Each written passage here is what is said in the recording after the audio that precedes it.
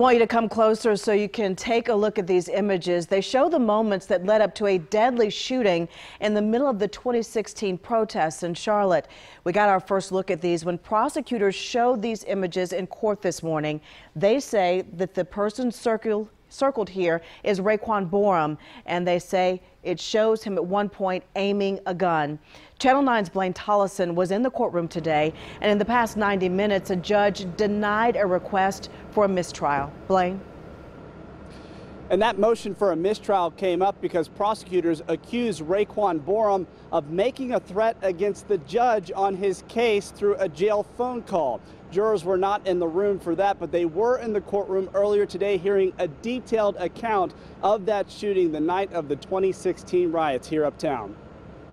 Prosecutors accused Raekwon Borum of making a call to his mom last week from jail and making a threat about Judge Gregory Hayes. Borum's attorneys, concerned it would impact the judge's impartiality, followed up with a motion for a mistrial that was denied.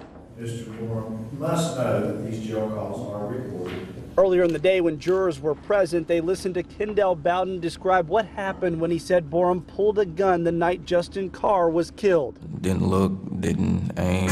He was running one direction, swung his arm back and fired the gun. Before that, Bowden said he was with Borum and several others as they confronted a CMPD officer seen in this cell phone video. Bowden said Borum first tried to shoot police. How did he aim? The first time, who did he aim it at? The police. But Bowden said the gun didn't fire. Prosecutors had Bowden explain more video frame by frame. 67, what are we seeing there? Him aiming the gun.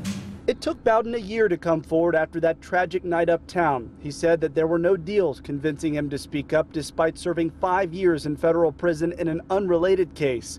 Just his guilt. I couldn't live with it. Conscience got the best of me. This issue with the alleged threat made against Judge Hayes is still going to delay this trial.